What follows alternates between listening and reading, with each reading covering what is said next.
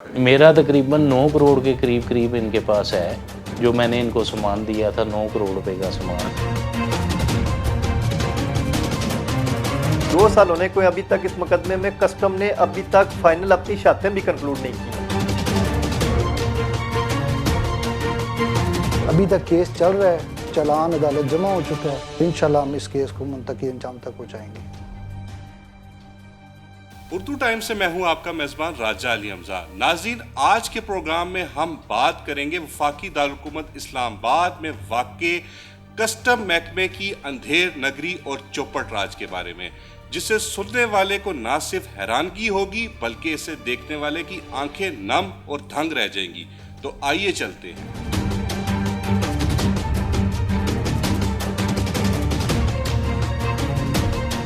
नाज़रीन, आज के प्रोग्राम में हम आपको बताएंगे महकमा कस्टम इंटेलिजेंस रावलपिंडी की एक भरपूर कार्रवाई के बारे में, जो 17 जून 2020 को कस्टम इंटेलिजेंस ने की और 7000 मोबाइल फोन्स की स्मगलिंग को नाकाम बना दिया, जिसमें कस्टम इंटेलिजेंस रावलपिंडी की जानिब से 35 करोड़ की मालियत का सामान पकड़ लिया गया।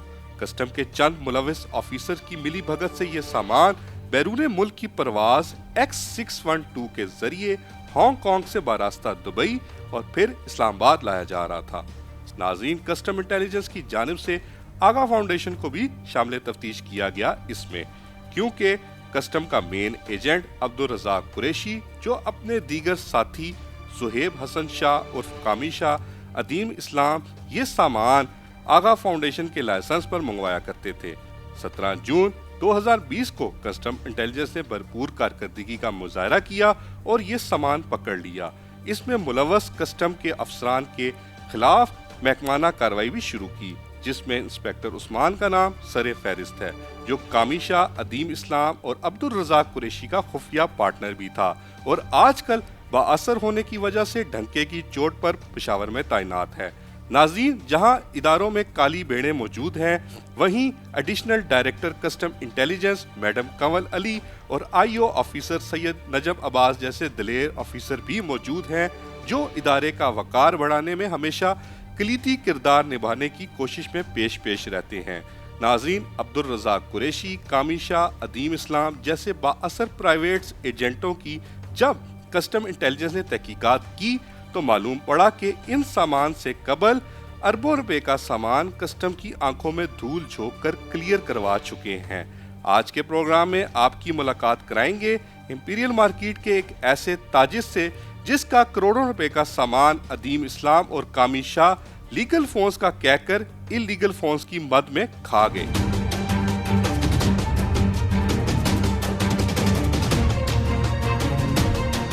नाज़रीन, इस टाइम हमारे साथ मौजूद हैं इंपीरियल मार्केट के एक ताजिर राजा अदनान साहब। आज के प्रोग्राम में हम आपको इनके साथ जुल्म, ज्यादती और फ्रॉड की दास्तान इनकी जुबानी खुद सुनाएंगे। अस्सलाम वालेकुम सर। सबसे पहले तो मैं आपको उर्दू टाइम में खुशामदीद कहूँगा। अच्छा सर, आप हमारे नाज़रीन को ज़रा आगाह करिएगा कस्टम के 2 प्राइवेट एजेंट अदीम इस्लाम और कामी शाह के बारे में कि इन्होंने आपके साथ ये फ्रॉड कैसे किया। ये इनसे मैं कुछ टाइम से एक बिज़नेस कर रहा था। मैं इंपीरियल मार्केट में मेरी शॉप है, अरसा 15 साल से मैं इधर कारोबार कर रहा हूँ मोबाइल फ़ोन का। तो ये क्लियरेंस एजेंट थे। ये जो हमारा चाइना से सामान आता था उसको क्लियर करा के हमें यहाँ पे शॉप पे देते थे। तो हमसे ये लीगल पैसे लेते रहे हैं और अनलीगल ये सामान जो है ना करके देते। अच्छा, तो राजा अदनान साहब, आप हमारे ज़रा नाज़रीन को आगाही के लिए ज़रा समझाइएगा कि ये लीगल फोन्स और इलीगल फोन्स में क्या फ़र्क है। लीगल ये है कि जितने भी हैं वो कस्टम उस पर ड्यूटी टैक्सेस लेके उनको क्लियर करती है, और अनलीगल जो फ़ोन है वो इसी तरीके से बस ये खांचे में निकाल लेते हैं, जिस पे कस्टम ड्यूटी टैक्स ये नहीं देते, और ये आपस में मिल बांट के कस्टम और ये एजेंट पैसे खा लेते हैं। तो क्या ये जो इलीगल फोन्स हैं राजा अदनान साहब, इसका जो IME नंबर है वो PTA के पास रजिस्टर्ड होता है या नहीं होता? ये हमारे नाज़रीन को जो लीगल फ़ोन है उसका तो PTA के अंदर रजिस्टर्ड होता है नंबर। ये जो अनलीगल फ़ोन होते हैं इनका रजिस्टर्ड नहीं होता। अच्छा, तो राजा अदनान साहब, ये जो 2 मुल्ज़िमान हैं कामी शाह और अदीम इस्लाम, इनके खिलाफ आपने कोई आज तक एफआईआर दर्ज कराई अपने फ्रॉड के बारे में? जी सर, फ्रॉड के बारे में तो मैंने एफआईआर नहीं कराई। हमने इनके साथ कोई यूनियन के साथ मिलके कोई जिरगे वगैरह किए, तो इन्होंने कहते हैं जी हम पैसे देते हैं। फिर मैंने कोई थोड़ा सा बोला जी हमारे मामले क्लियर करो, तो जो है हमारा सामान, जो मोबाइल फ़ोन आपके पास हमने आपको दिए हुए हैं वो वापस करो। तो इन्होंने मुझे अगवा कर लिया। तो अगवा करके फिर मैंने इन पे एफआईआर भी की। तो उसमें भी ये इतने बाअसर लोग हैं, इनके पास इतना वो तलक और पैसा है जो इन लोगों ने सारा पूरे पाकिस्तान का 1 अरब रुपए के कम से कम करीब लोगों का पैसा खाया है। अच्छा, तो राजा अदनान साहब, आप हमारे नाज़रीन को ज़रा बताएंगे कि जब आपने यूनियन के साथ अपने जिरगे शुरू किए तो यूनियन के कौन से अफराद थे मार्केट के जो आपके जिरगों में बैठे, और उनका इस वाक़े के ऊपर क्या फ़ैसला था? यूनियन के लोगों ने, मैं साजिद भट्ट था जो हमारा मार्केट का प्रेसिडेंट था, और नायब सदर था सरदार गुजर, और एक एयरपोर्ट का एजेंट था वसीम, वो भी साथ इसी मामले में आया कि उसको कस्टम के सारे मामला पता थे कि ये किस तरीके से हैंडल करना है। तो ये सारे जितने भी हैं इन्होंने उनसे किए जिरगे।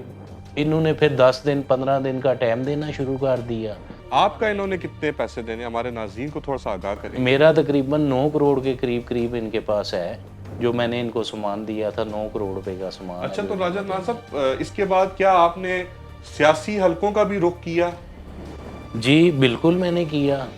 एक दफ़ा वज़ीर आज़म राजा परवेज़ अशरफ साहब हैं पीपल पार्टी के, उनके भाई हैं राजा इमरान अशरफ साहब, उनके पास मैं एक दफ़ा गया जिरगे के लिए। तो उधर उन्होंने फ़ैसला किया जी 2 महीने के बाद के इनको चेक दे दो राजा अदनान को, ये जो इसकी रकम बनती है। तो जब आपको चेक मिले तो फिर उसके बाद क्या कार्रवाई हुई? चेक मिले ही नहीं, आज बस तक सिर्फ आपको चेक लारे नहीं ही मिले?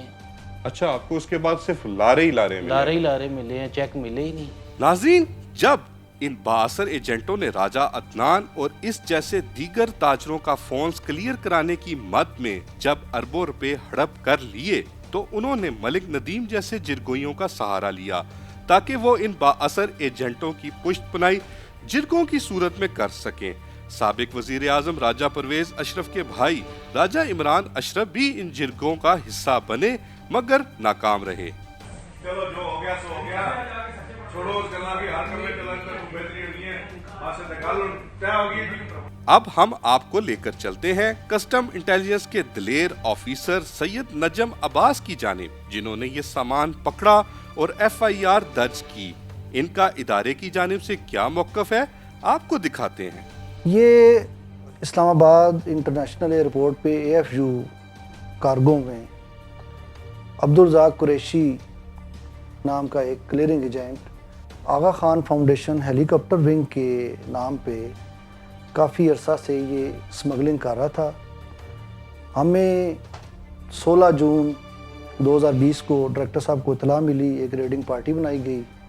हमने वहाँ पे जाके रेड किया तो उस वक्त हमें तकरीबन 7270 mobile phone, memory card, wrist watches और काफ़ी सारा मुतफरक सामान वहाँ से रिकवर हुआ। तो इसी तरह की BCO कंसाइनमेंट्स अब्दुल रज़ाक कुरैशी पहले भी क्लियर करवा चुका था। जब वो मौके पे अरेस्ट हुआ तो उसने ये इंकशाफ किया कि ये सामान के मालिकान ज़ुहैब हसन अल-मारूफ कामी शाह व अदीम इस्लाम है और उसके कारिंदे हैं, जो कि वहाँ से सामान क्लियर करा के पेरिस सिटी H13 में अपने वेयर हाउस में शिफ्ट करते थे।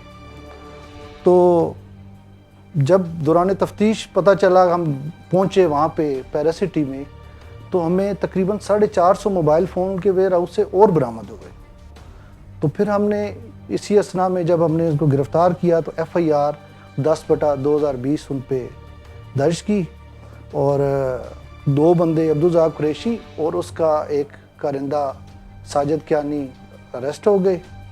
बाकी बंदों ने जितने भी थे, जिनमें ज़ुहैब हसन, कामी शाह, अदीम इस्लाम, और इन्होंने ज़मानत करवा ली, बेल बिफोर अरेस्ट, और ये चलती रही। अभी तक केस चल रहा है, चालान अदालत जमा हो चुका है और इंशाल्लाह अभी जल्द गवान के बयान शुरू हो जाएंगे और इंशाल्लाह हम इस केस को मुंतकी अंजाम तक पहुँचाएँगे। अब हम आपको लेकर चलते हैं राजा अदनान के वकील इमरान अब्बासी की जानिब और उनसे जानते हैं कि इस केस के मुतालिक क्या पेशरफ्त है।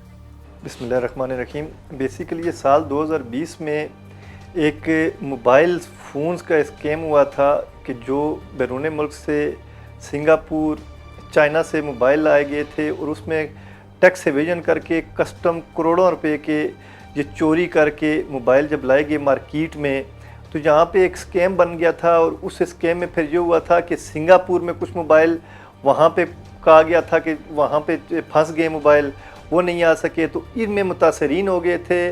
बहुत ज़्यादा लोगों का पैसा डूब गया था, जिसमें ये अदनान साहब भी थे, अदनान शरीफ साहब। इनका भी वहाँ 9 करोड़ रुपए की इन्वेस्टमेंट जो थी इनकी वहाँ पे आ गई थी। और ये तमाम फ्रॉड जो था ये ज़ुहैब और एक कामी शाह साहब और अदीम इस्लाम, ये लोग इसमें मुलव्वस थे। इन पे FIR होती है और फिर कस्टम के हम कह सकते हैं कि कमज़ोर केस बनाने की वजह से वो लोग फ़ौरन ही अदालतों से उनको रिलीफ मिल गया था और वो ज़मानत पे रिहा हो गए थे। ये इन्फ्लुएंशियल लोग थे। और फिर इसमें मिली भगत थी कस्टम हुकाम की कि वहाँ पे सेशन कोर्ट से ही इन मुलजमान की इनिशियल बेसिस से चंद दिनों के बाद ये ज़मानत पे रिहा हो गए थे। और आज दिन तक दो साल होने को हैं, चूँकि 2021 के अक्टूबर आ चुका है और ये 2 साल होने को हैं। अभी तक इस मुकदमे में कस्टम ने अभी तक फाइनल अपनी शर्तें भी कंक्लूड नहीं की हैं।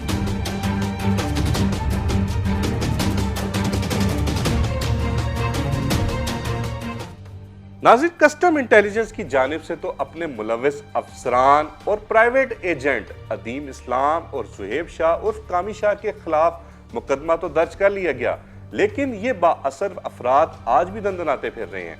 मलिक नदीम जैसे जिरगोइयों की मदद से मार्केट की 1 अरब से ज़ायद रकम हड़प करके बैठे हुए हैं। हुकाम बाला को ऐसे अफराद के खिलाफ एक्शन लेकर कार्रवाई अमल में लानी चाहिए। इसके साथ ही उर्दू टाइम्स से अपने मेजबान राजा अली हमजा को दे इजाजत। अगले हफ्ते एक नए प्रोग्राम के साथ हाजिर होंगे। अल्लाह नेगेबान।